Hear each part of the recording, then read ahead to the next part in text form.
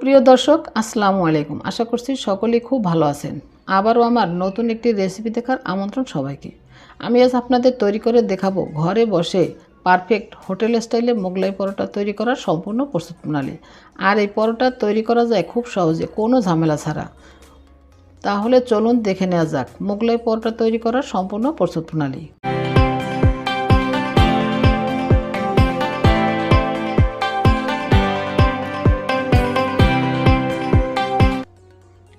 এখন পরোটার জন্য প্রথমে ডোটা তৈরি করে নেব।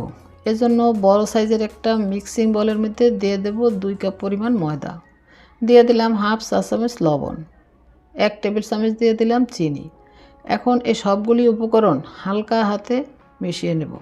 এরপর এর মধ্যে অ্যাড করে দেব 2 টেবিল চামচ রান্নার রেগুলার তেল। এরপর তেলটাও ময়দার সাথে ভালো করে ঘষে ঘষে মিশিয়ে নেব। এই পরোটার ডোয়ের মধ্যে তেলটা দেওয়ার কারণেই কিন্তু হোটেলের মতো দীর্ঘ সময় পর্যন্ত একেবারে মুচমুচে থাকবে। দেখুন তেলটা যে ময়দার সাথে ভালোভাবে মেশানো হয়ে গেছে সেটা বোঝার জন্য কিছুটা ময়দার মিশ্রণ হাতে নিয়ে এভাবে মোট করে ধরলে, যদি দেখেন এভাবে বল পাকিয়ে গেছে, তাহলে বুঝতে হবে তেলটা কিন্তু ময়দার সাথে ভালোভাবে মেশানো হয়ে গেছে। এখন এই ময়দার মিশ্রণের সাথে অ্যাড করে দেব নর্মাল টেম্পারেচারে থাকা পানি। পানিটা একবারে দেয়া যাবে না, আস্তে আস্তে দিয়ে পারফেক্ট একটা ডো তৈরি করে নিতে হবে। এভাবে পরোটার জন্য সফট ডো তৈরি করে নেব। পরোটার ডোটা কিন্তু তৈরি করা হয়ে গেছে। এখন একটা বলের মতো তৈরি করে নেব, আর সে বলের উপর সামান্য তেল নিয়ে ভালো করে মেখে তারপর ঢেকে রেস্টে রেখে দেব 15 থেকে 20 মিনিটের জন্য। এখন এই মোগলাই পরোটার ভিতরের পুরটা তৈরি করে নেব।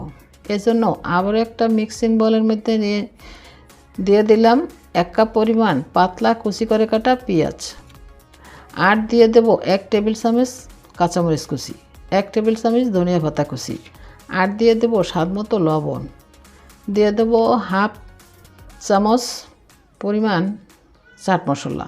তবে আপনাদের হাতের কাছে যদি চাট মশলাটা না থাকে তাহলে না দিলেও চলবে, কোনো সমস্যা নেই। এর পরিবর্তে হাফ চা চামচ ভাজা জিরার গুঁড়া ব্যবহার করতে পারেন। এখন এই সবগুলি উপকরণ হাত দিয়ে ভালো করে মাখিয়ে নেব। এতে পেঁয়াজটা নরম হয়ে নেতি আসবে, আর কাঁচামরিচের ঝাল আর ধনিয়া পাতায় খুব সুন্দর একটা ফ্লেভার আসবে, আর সেটা পেঁয়াজের মিশ্রণে অ্যাড হয়ে যাবে। এই সবগুলি উপকরণ ভালোভাবে মেশানো হয়ে গেলে আমি এগুলিকে 3টি ভাগে ভাগ করে নেব, কারণ এগুলির সাথে আমি ডিম অ্যাড করব। সেজন্য আগে থেকেই আমি 3টা বাটিতে 3টা ডিম ভেঙে নিয়েছি। এখন এই ভাগ করা পেঁয়াজের মিশ্রণগুলি 3টি বাটির ডিমের মধ্যে অ্যাড করে দিচ্ছি। এখন একটা চামচের সাহায্যে সবগুলি ভালো করে মিশিয়ে নিচ্ছি। আমি আজকে যে পরিমাণ ময়দা নিয়েছি তাতে বাংলাদেশি হোটেলের মতোই 3টি মোগলাই পরোটা হবে। আমি 3টা ডিম আলাদা আলাদা করে ভালো করে মিক্স করে নিলাম, আর এরই মধ্যে তৈরি হয়ে গেল মোগলাই পরোটার ভিতরের পুরটা। এই বাটিগুলো আমি একটা সাইডে রেখে দেব, আর সেই সাথে 20 মিনিট আগে যে ডোটা আমি মেখে রেখেছিলাম সেই ডোটা দেখেন একেবারেই স্মুথ হয়ে গেছে। আমি আপনাদেরকে একটু দেখিয়ে দিচ্ছি ডোটা আসলেই কতটা সফট হয়েছে। এখন এই ডোটাকে আবারও হালকা হাতে একটু মেখে নিয়ে রোল করে নেব।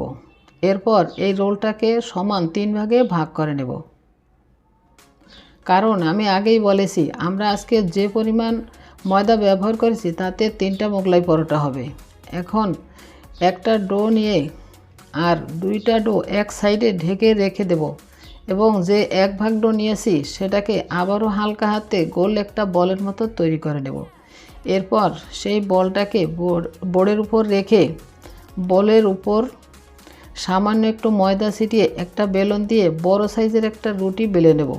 আর এই রুটিটা কিন্তু বেশি পাতলা বা মোটা করা যাবে না, নর্মাল যে থিকনেসে আমরা রুটি বেলে থাকি সেভাবে রুটিটা বেলে নিতে হবে। শুধুমাত্র রুটিটা সাইজে একটু বড় হবে। দেখুন বড় সাইজের একটা রুটি কিন্তু বেলা হয়ে গেছে। রুটিটা কতটা পাতলা হয়েছে সেটা আমি আপনাদের দেখিয়ে দিচ্ছি। এখন এই রুটিটা দিয়ে আমরা মোগলাই পরোটা তৈরি করে নেব। এর জন্য প্রথমে রুটির চারদিকে একটু পানি দিয়ে ভিজিয়ে নিলাম। যাতে করে রুটিটা ভাজার সময় যখন ফুলে উঠবে তখন যেন খুলে না যায়। এখন আগে থেকে যে পোরোটা বা ডিমের মিশ্রণটা তৈরি করে রেখেছিলাম সেখান থেকে একটা বাটি নিয়ে সম্পূর্ণ মিশ্রণটা রুটির মাঝখানে ঢেলে দিলাম। আমি একটা চামচ দিয়ে একটু ছড়িয়ে দিলাম। এখন চারপাশ থেকে ঠিক এভাবেই রুটিটাকে ভাঁজ করে নেব। আমি এই কাজটা কিভাবে করছি আপনারা ভিডিওটা একটু ভালো করে ফলো করলেই বুঝতে পারবেন। দেখুন এর সাথে কিন্তু একটি মোগলাই পরোটা তৈরি হয়ে গেল। এখন ভাজার পালা। তবে তার আগে আরও একটা কঠিন কাজ কিন্তু রয়ে গেছে। তার মানে হলো বোর্ড থেকে পরোটাটা হাতে তুলে নেওয়া। আর এটারও কিন্তু একটা টেকনিক আছে, সেটা হলো পরোটার নিচের পাশটা এভাবে হাতে নিয়ে তুলে সম্পূর্ণ পরোটা হাতে নিতে হবে। সম্পূর্ণ পরোটাই আমি হাতের মধ্যে তুলে নিলাম। দেখুন পরোটাটা কিন্তু আমি হাতের মধ্যে তুলে নিয়েছি। এখন এই পরোটাটা কিন্তু ভাজার পালা। রুটির ভিতরে ডিমের পুর দেওয়ার পরে এটা কিন্তু আর বেশি সময় রাখা যাবে না, এটা নরম হয়ে ছিঁড়ে যাওয়ার সম্ভাবনা থাকে। তাই আগে থেকেই আমি চুলায় নর্মাল হিটে একটা প্যানের মধ্যে পর্যাপ্ত পরিমাণে তেল দিয়ে গরম করে নিয়েছি। এখন এই তেলের মধ্যে পরোটাটা আমি দিয়ে দেব। এরপর একটা পাশ কিছুটা হয়ে গেলে দুইটা চামচের সাহায্যে পরোটাটা উল্টিয়ে দেব। এভাবেই একটা চামচের সাহায্যে পরোটাটা তেলের মধ্যে ডুবিয়ে দেব। তাতে করে পরোটার ভিতরের পুরটা ভালো করে কুক হয়ে যাবে। এভাবে চারদিকটা চেপে চেপে ভালো করে ভাজা হলে দুইটা চামচের সাহায্যে উল্টিয়ে নেব। আর এ কাজটা কিন্তু ভুলেও একটা চামচ দিয়ে করতে যাবেন না। অবশ্যই চেষ্টা করবেন মোগলাই পরোটা উল্টানোর সময় দুইটা চামচ ব্যবহার করতে। আর একটা বড় সাইজের প্যানের মধ্যে পরোটাটা ভেজে নিতে।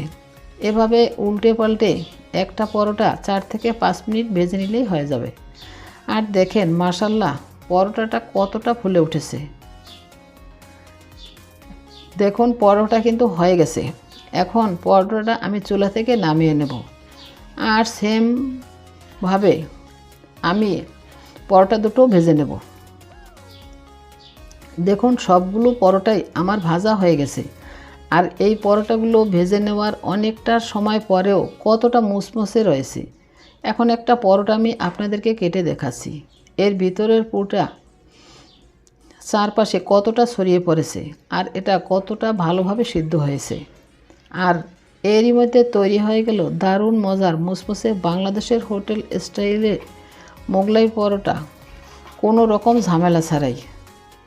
তাহলে কিন্তু আপনারাও বিকেলের নাস্তায় ও চায়ের আড্ডা জমজমাট করতে ঝটপট তৈরি করে ফেলতে পারেন দারুণ স্বাদের মোগলাই পরোটা। আশা করছি আমার আজকের রেসিপিটিও আপনাদের ভালো লেগেছে। রেসিপি ভালো লাগলে ভিডিওতে একটি লাইক দেবেন, কমেন্ট ও শেয়ার করতে ভুলবেন না। আর চ্যানেলটি সাবস্ক্রাইব করে সাথেই থাকবেন। সবাইকে অসংখ্য ধন্যবাদ জানিয়ে আজকের মতো এখানেই বিদায় নিচ্ছি। সবাই খুব ভালো থাকবেন। আল্লাহ হাফেজ।